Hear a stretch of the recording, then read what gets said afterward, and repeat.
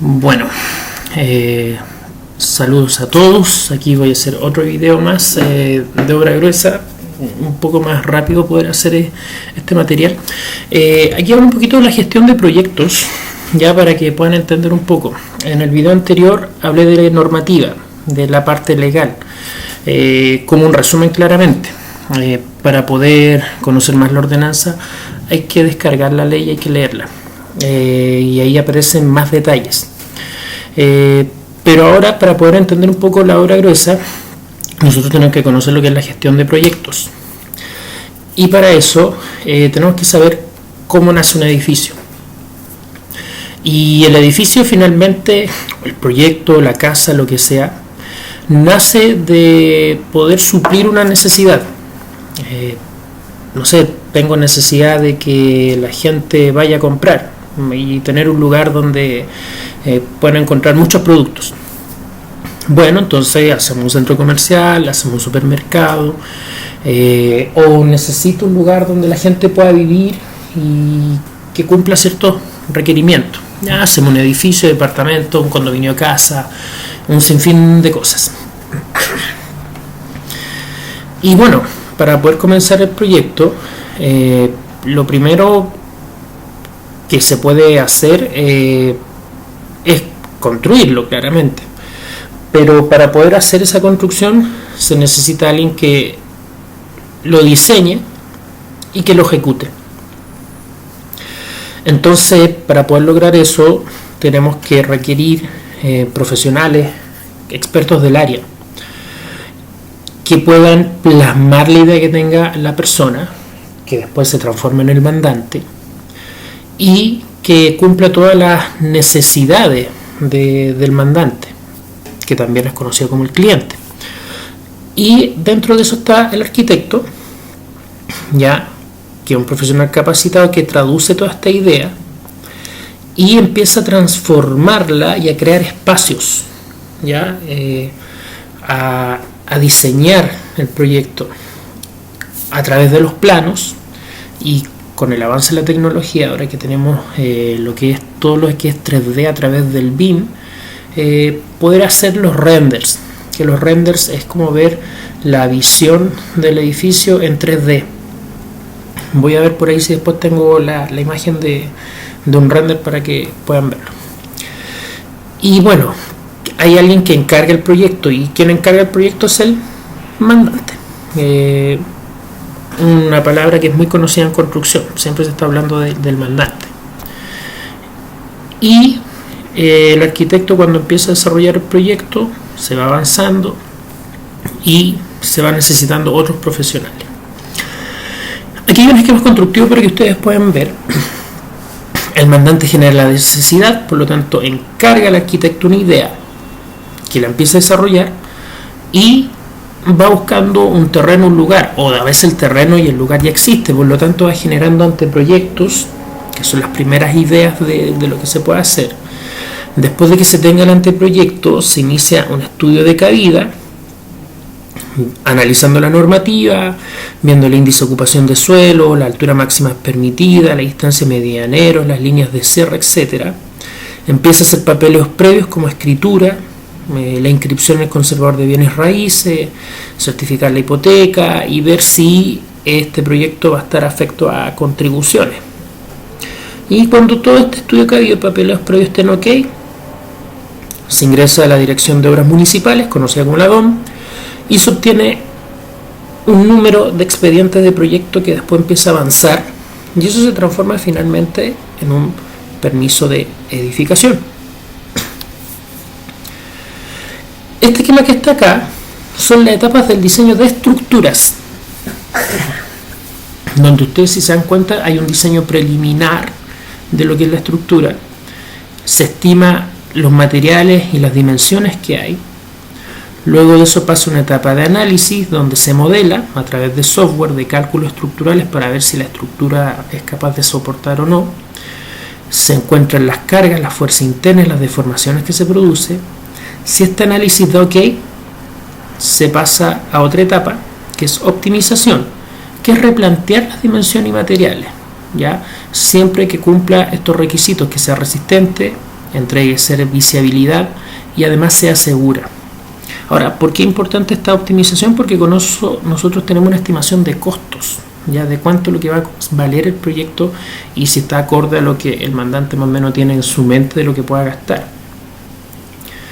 Teniendo todo esto ok, se pasa el diseño, ya se verifica la resistencia y se empieza a hacer el detalle o la ingeniería y finalmente aparece el producto final. Claramente en esta etapa hay rediseños si no se van cumpliendo. O sea, si el análisis, las deformaciones no resiste la estructura, se vuelve a rediseñar, ¿ya? Si la optimización, los materiales que se van a ver o los tipos de estructuras no dan, se vuelve a reestructurar y volvemos a llegar al diseño preliminar. Y en este caso de aquí, si las resistencias no dan, se hace un nuevo rediseño estructural y sigue este flujo hasta que consigamos el producto final. Lo importante siempre es que las estructuras cumplan, que sean resistentes, ya que entreguen el servicio que requiere la persona o el mandante, y en este caso los usuarios, y que sea segura.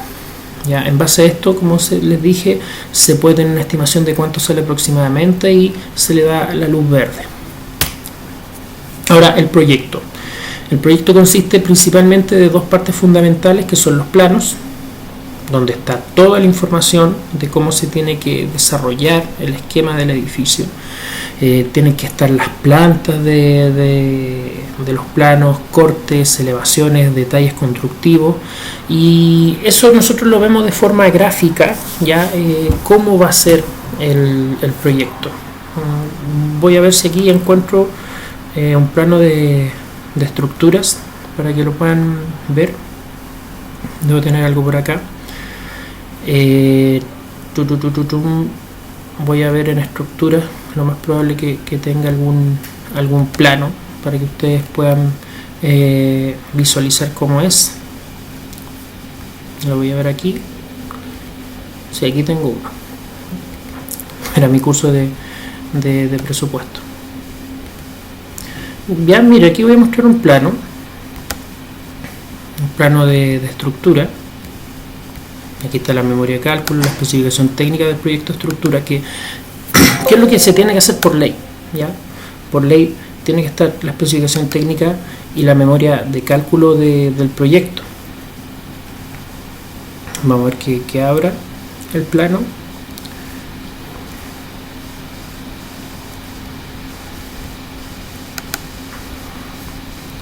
Antes tiene esta cuestión AutoCAD que es un poco mañoso. Bueno, aquí tenemos un plano para que lo puedan ustedes ver.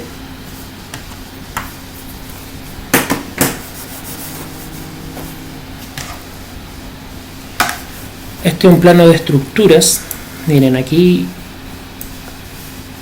voy a ir haciéndole zoom. Aquí están las fundaciones. Esto es una planta de fundaciones. ¿Ven? Todos esos aquí son fundaciones. Y con un detalle. Por ejemplo, en el corte 3 nosotros podemos ver cómo es esa fundación. Voy a ir al corte 3 para que podamos ver un detalle. Aquí está el corte 3 justo.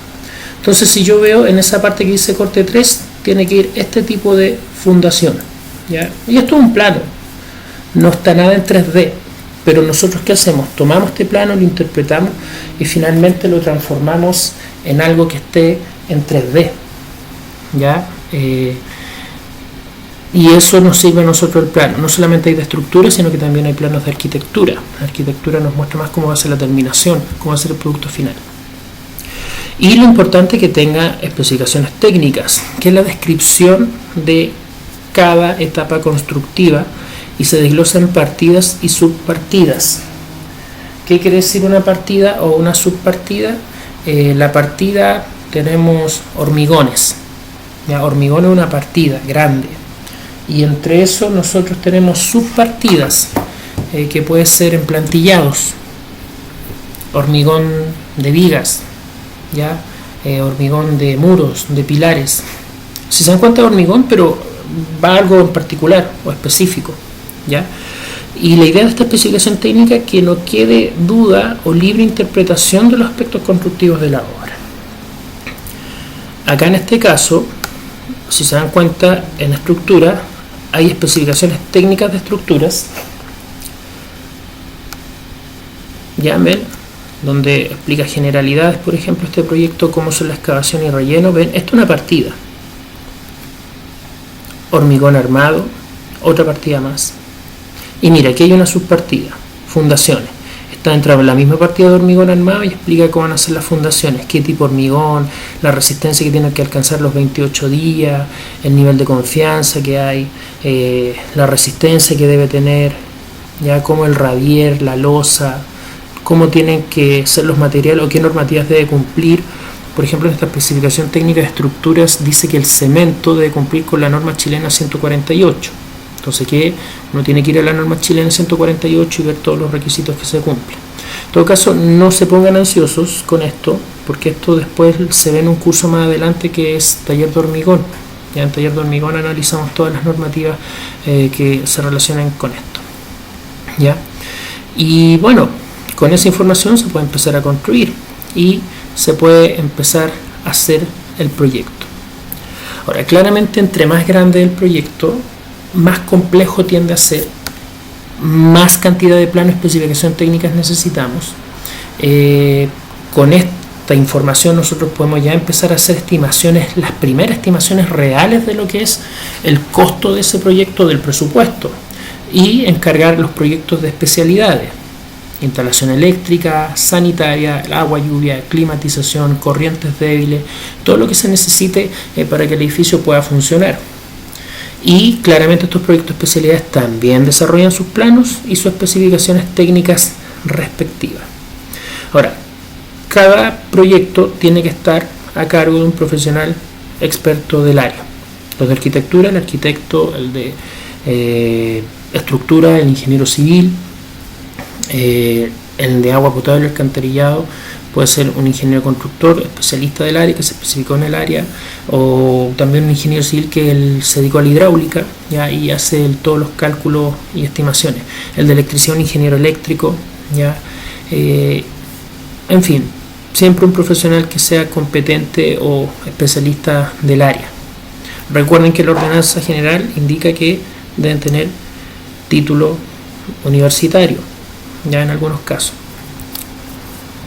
Y claramente después viene el desarrollo del proyecto.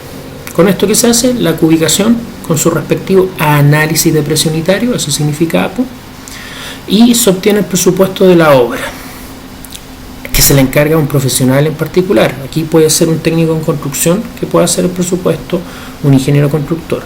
Generalmente los que se dedican a esa parte son el área de lo que es la oficina técnica. Y en algunos casos, los proyectos de especialidades se le piden a los mismos contratistas que puedan ser postulantes a la ejecución.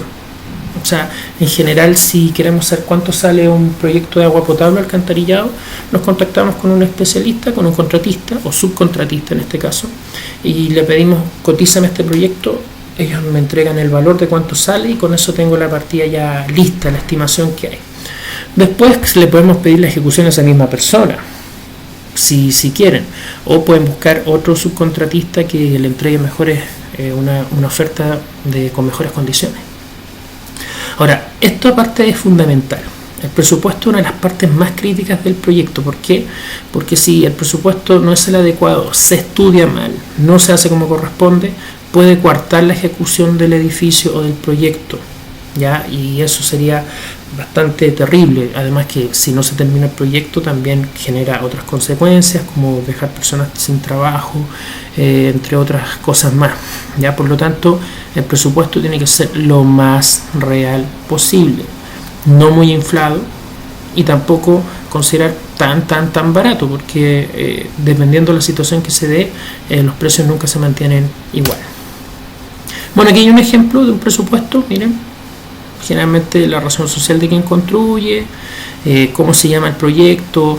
Aquí están todas las partidas. Miren, aquí hay una partida, sus subpartidas, y el 1.5 que dice desarme tiene más subpartidas: la partida grande, obra gruesa, las determinaciones, y ahí aparece un costo directo, utilidad, gasto general, un total neto, el IVA, que es un impuesto de valor adquirido, y finalmente el total del presupuesto. Y va firmado generalmente por el gerente general o el gerente de proyectos que hizo este estudio. Como digo, este curso después existe, lo tenemos en el tercer semestre de la carrera, ya que hay algunos que ya lo están cursando conmigo.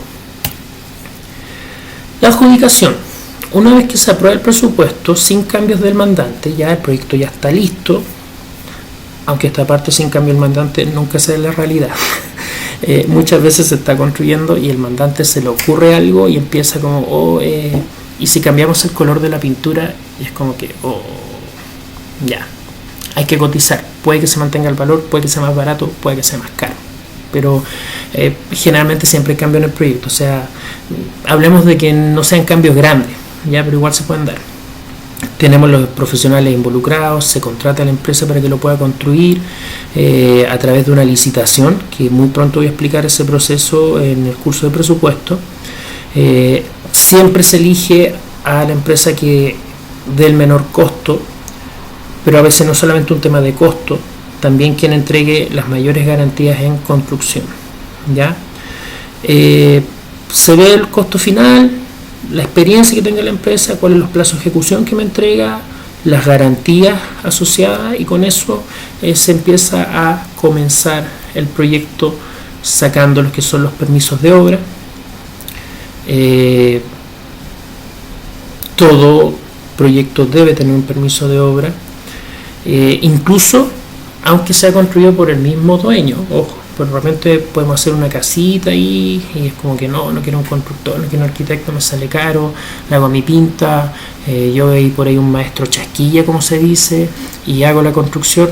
No, tiene que igual sacarse un permiso de obra, tiene que tener permiso municipal, tiene que contar con el aval de un profesional del área, porque ojo, si yo hago la casa de mi pinta, tiene que haber un cálculo estructural que me indique que va a resistir. Entonces eso es súper importante. Y para eso a la Dirección de Obras Municipales, que es la DOM, se tiene que solicitar lo que es el permiso de edificación, ¿ya? Cumpliendo una serie de requisitos y pagar los derechos municipales según el tipo de proyecto u obra que se va a realizar, que eso lo vimos en el video anterior cuando poníamos los porcentajes de contribuciones a pagar. Aquí está el documento. Este es el solicitud de permiso de obra menor, obras preliminares o demolición, ¿ya? Que esto es para poder empezar los primeros acciones o ejecuciones del proyecto, y esta autorización se solicita a la Dirección de Obras Municipales, ya como dice, acompañando una declaración del dominio de inmueble, o sea que la persona es el dueño, y la fotocopia y solicitud del permiso previamente ingresada con los antecedentes que se pide. Cada vez que nosotros vamos a pedir un permiso hay que cumplir requisitos que están estipulados en la ordenanza.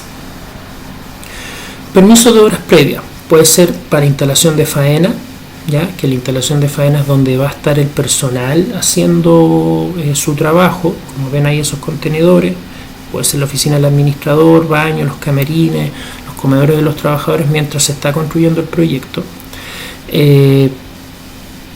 Colocación del cierre perimetral, poner andamios, como dicen, preparar la cancha, instalación de hormigón, bodegas, oficinas, ya todo eso muchas veces se requiere un permiso de obra previo, ya que no es de construcción propiamente tal, sino que son las primeras acciones antes de construir. También otro permiso que hay que considerar, la instalación de la grúa. Ya la instalación de la grúa pluma, como se ve en este dibujo, tiene que cumplir requisitos, entre eso adjuntar el plano de emplazamiento indicando los radios de giro de esta grúa pluma y una carta de responsabilidad profesional o la empresa que está encargada del montaje, señalando cuáles son las normas técnicas que regulan la actividad de esta grúa pluma. Otro permiso más de obras previas, la ejecución de excavaciones, entibaciones y socalzados. Ahí está el socalzado o entibación. Se tiene que adjuntar un plano de las excavaciones indicando cuáles son las condiciones de los muros medianeros que hay o de la medianería, las medidas contempladas para resguardar la seguridad de los terrenos y las edificaciones vecinas y los planos ya que estén firmados por un profesional competente. Como dice, en el caso necesario, las instalaciones consignadas en el número 1 anterior podrán autorizarse en un predio distinto al de la obra, adjuntando la autorización notarial del propietario. ¿Ya? Bueno, en el caso, aquí están los antecedentes del nuevo permiso de edificación, ¿ya? Que se obtiene en la DOM, como ya lo había dicho, y hay que ingresar una carpeta con una serie de documentos, que son los que están indicados ahí, ustedes los pueden ver, ¿ya? Esos son todos los requisitos que se solicitan. Fotocopia del certificado de informaciones previas, formulario único de edificación, este es el famoso CIP, el certificado de informaciones previas,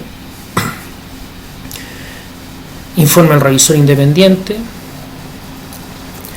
bueno, toda esta serie de documentos más que son los planos, detalles de los profesionales, certificado de factibilidad de servicio de agua potable y alcantarillado, que en el caso de la región metropolitana se solicita a Aguas Andinas, ya en la quinta región se llama SVAL, ya, pero en la empresa de servicios sanitarios, los cuadros de superficie, el plano comparativo de sombra, en el caso que se acoja a ese artículo de la ordenanza, los planos de estructura, especificación técnica de las partidas del proyecto, todos los planos de arquitectura que tiene que tener, la ubicación del predio, el emplazamiento de los edificios que estén, la planta de todos los pisos con sus cotas, con su información, cortes y elevaciones que ilustren los puntos más salientes de la edificación, plantas de cubierta, el plano de cierro, ya cuando el proyecto lo requiera. También el levantamiento topográfico, el estudio de sensores, ojo, cuando se hace la instalación de sensores, se coloca sensores en un lugar, viene con un estudio, ya eso está normado. Y bueno, así como a modo de resumen, para que vean el concepto básico que se pide para poder hacer una edificación, o la información que requiere según el plan regulador, o lo que esté definido en la ordenanza, que está la información de la rasante, los distanciamientos, el tipo de edificación que es, si hay un adosamiento o no. Adosamiento es que vayan a compartir, por ejemplo, un muro en común y se apegue ese muro. Densidad de construcción, exigencia de estacionamiento. Por ejemplo, hay comunas que le exigen una cierta cantidad de estacionamiento a los edificios. O sea, conozco un proyecto que tiene 341 departamentos y los estacionamientos son 353, o sea, es prácticamente un estacionamiento por departamento, pero eso está definido por la ordenanza comunal, que lo exige que sea así, y exige también una cierta cantidad de estacionamiento de visita. Por ejemplo, ese proyecto contempla 52 estacionamientos de visita, igual no es menor, aparte de toda la superficie que hay de áreas verdes contemplado. Bueno, también es bueno conocer la responsabilidad de los profesionales, ya que eso está en la ordenanza general. Cada profesional es responsable de su área y de su obra. Desde el inicio de la obra, el constructor debe mantener un libro de obra. Bueno, ahí justo tiene un título libro de obra, pero generalmente ocupan un manifold. Un manifold es un libro chiquitito con un cuadernito que uno escribe y se genera automáticamente 3 copias. Y ahí uno le pone un cartón abajo, tiene como un papel cargo. Esto tiene que cumplir lo que dice el artículo 1.2.7 de la ordenanza, ¿ya? Tener medidas de control de la gestión de calidad, ya que se refiere en ese artículo 1.2.9, y esos documentos se tienen que presentar ante la Dirección de Obras Municipales al momento de recibir la obra, de poder hacer la recepción final del proyecto. Ojo, un proyecto no puede ser evitado, un proyecto no puede ser utilizado mientras no tenga la recepción final, y para la recepción final piden una serie de antecedentes tal como se pidió para poder tener permiso de edificación. El constructor y el inspector técnico en su caso tienen que suscribir siempre el libro de obra al dar inicio a los trabajos de construcción del proyecto, indicar fecha y hora en cuando se entrega el proyecto y las primeras acciones que se tomaron y todo lo que sucede en la obra. Finalmente, el libro de obra es como un diario de vida. Claramente, como digo, uno no le pone querido libro, hoy Lito me miró feo. ¿Qué habré hecho mal? No, Una cosa así ustedes no van a poner. Pero sí, por ejemplo, puede decir se eleva consulta sobre el eje tanto, ya que no existe detalle de estructura y el ingeniero se cita ingeniero estructural. Y el ingeniero después pondrá la observación, se responde consulta y a veces hacen el dibujito, dicen a través de requerimiento de RDI es requerimiento de información, RDI número tanto, se envía plano del detalle solicitado. Bueno, aquí está el análisis de las competencias de los profesionales, para que ustedes vean un esquema. ¿Ya? En la etapa del proyecto, importante las informaciones previas, la factibilidad de las instalaciones, formar el expediente, que aquí está el arquitecto y el proyectista que elaboran el proyecto, ya dentro de ese mal llamado el calculista. Y en esta etapa de proyecto hay un revisor independiente de arquitectura que es distinto al arquitecto proyectista y él ve que se cumple la normativa, y claramente el calculista tiene un revisor independiente de cálculo que es contratado por el mismo mandante. Y una vez que todo este proyecto esté ok, se ingresa a la Dirección de Obras Municipales, se entrega el permiso, y una vez que se entrega el permiso, parte la etapa de obra. Con el permiso de construcción, el constructor la ejecuta, el arquitecto la supervisa y ve que se cumpla el proyecto. Se ve un inspector técnico de obra, que pasa a ser la mano derecha del mandante, conocido como hito. Él verifica el cumplimiento de la norma, ¿ya? En los edificios de uso público es distinto el supervisor, recuerden que en los edificios públicos la Dirección de Obras Municipales pasa a ser el hito, ya con sus profesionales, en los edificios de uso público. Y en los privados se contrata un inspector técnico de obra, ya el famoso hito que muchos conocen cuando entran a trabajar.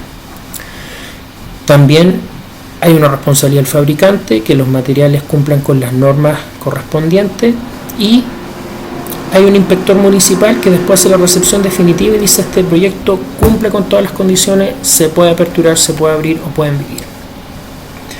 Ya aquí están las responsabilidades: arquitecto y revisor independiente, el constructor, el calculista, el fabricante. Ya ellos tienen una responsabilidad.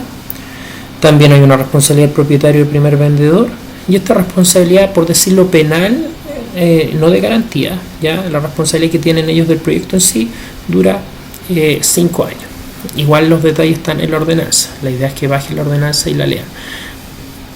Les digo al tiro que a algunos les va a dar sueño, va a ser fome leer la ordenanza, pero es súper importante por lo menos que lean el capítulo de construcción, que no es tanto y se la vayan leyendo a poquito. Por último, que tengan conocimiento. Pero aquí está la responsabilidad de los profesionales, enumerada, uno a uno. ¿Ya? Del profesional competente, ya de sus ámbitos profesionales que indica la ordenanza, el del especialista, el del proyectista, el supervisor, ya que dice: a falta de este puede ser el arquitecto o ingeniero civil que vela que el proyecto se realice de forma concebida según el proyectista y según lo que aprobó la DOM respectiva, y el inspector técnico de obra, ya que es diferente al inspector municipal, no tiene ninguna relación, ya, y es fiscalizado por este último. Aquí hay más responsabilidades: del revisor independiente de arquitectura, del revisor independiente de estructura. ¿Cuál es la responsabilidad del primer vendedor? Ya que empieza a hacer la enajenación. ¿Saben cuál es un ejemplo del primer vendedor? Cuando construyen edificios, esos condominios de muchos departamentos, el primer vendedor es la inmobiliaria. Y después, cuando lo vende una persona, eso se le conoce enajenación. Le entrega parte de ese proyecto, lo enajena y se lo pasa a la persona que compra el proyecto. Pero siempre el primer vendedor tiene una responsabilidad. La responsabilidad del constructor, del calculista, del fabricante, ¿ya? Pero como dice el calculista, no está definido en la ordenanza cuál es la responsabilidad, pero se cita el nivel de permiso, ¿ya? ¿Por qué? Porque es un profesional competente a cargo del cálculo estructural, por si acaso. Y aquí está la responsabilidad de una obra vendida, ¿ya? El concepto de propietario primer vendedor, ¿ya? Se canaliza toda alusión a ella sin perjuicio de su continuidad son los profesionales competentes, fabricantes u otros. Si el problema está en el material, el responsable es el fabricante. Si el problema está en el diseño, el proyectista claramente, que es el calculista. Y si el problema son vicios de construcción, el responsable es el constructor, pudiendo incluir de forma subsidiaria al inspector técnico de obra. ¿Por qué? Porque el inspector técnico de obra fue el que hizo la supervisión y que debería haber visto que todo se cumpliera y que se hiciera cabalidad. Entonces, aquí la responsabilidad es compartida, no se la lleva 100% el constructor o administrador de obra. También el inspector técnico de obra es responsable subsidiariamente si no detectó los vicios constructivos y no los formalizó en el libro de obra. Las prescripciones de una obra vendida. A los 5 años contando de la fecha de la recepción definitiva. Las sanciones que puede tener: multa, paralización de obra, demolición total o parcial si algo no cumple. Esta parte de la demolición es re importante. O sea, voy a ponerlo como el ejemplo de la casa, la típica ampliación de casa. Si esa ampliación de casa no está regularizada en la municipalidad y no cuenta con un permiso de edificación o una modificación al permiso de edificación, la municipalidad está en todo el derecho de generar la demolición de la ampliación, ¿ya? Y eso sería una demolición parcial. Y si usted construyó una casita en un terrenito por ahí y no le pidió permiso a nadie y usted llegó y plantó su casa y no tiene permiso de edificación, la demolición puede ser total, ¿ya? Así que ojo con eso. Bueno, los plazos de aprobación, ya lo comenté en un video anterior. Sin revisor independiente demora 30 días y si tiene un revisor independiente todo se baja a 15 días. En edificios de uso público se considera una doble revisión. Hay un revisor independiente y aparte la Dirección de Obras Municipales. Y bueno, la prevención de riesgo es súper importante en este aspecto de la construcción, ¿ya? Claramente en el permiso de edificación tiene que haber un informe de la calidad del subsuelo. ¿Para qué? Para ver los riesgos provenientes de las áreas que estén circulando alrededor. Pues recuerde que hay una excavación, pues cuando se excava el terreno naturalmente tiende a equilibrarse y eso se produce derrumbos o socavones. Entonces hay que conocer el tipo de terreno, de tierra, para saber cuál es la probabilidad de que esto ocurra o no. Y ahí aparece toda la gestión de faena. Este terreno es conocido, se encuentra hasta el frente del Palacio de la República.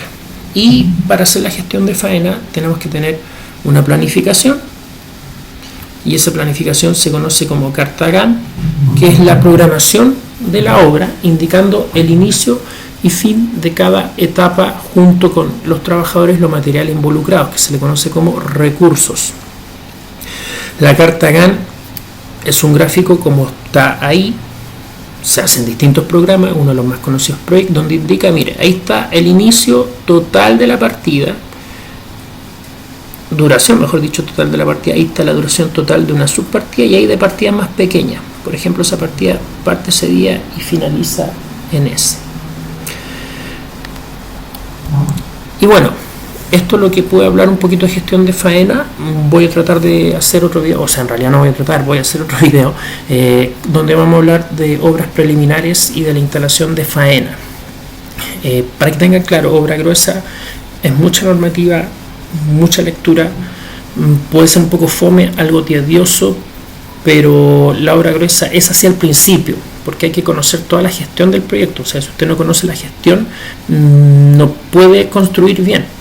Entonces es importante conocer cómo se van desarrollando los proyectos en sus distintas etapas. Y después, cuando salgamos de lo que es instalación de faena, se empieza a ver las secuencias constructivas de lo que es una fundación, qué es una fundación, qué es una intibación, un apilazo calzado, un agotamiento cuando hay napas subterráneas, cómo se soluciona ese agotamiento, tipos de suelo, etcétera, etcétera, etcétera. ¿Ya? Bueno, nos vamos a estar encontrando en otro video. ¿Ya? Muchas gracias.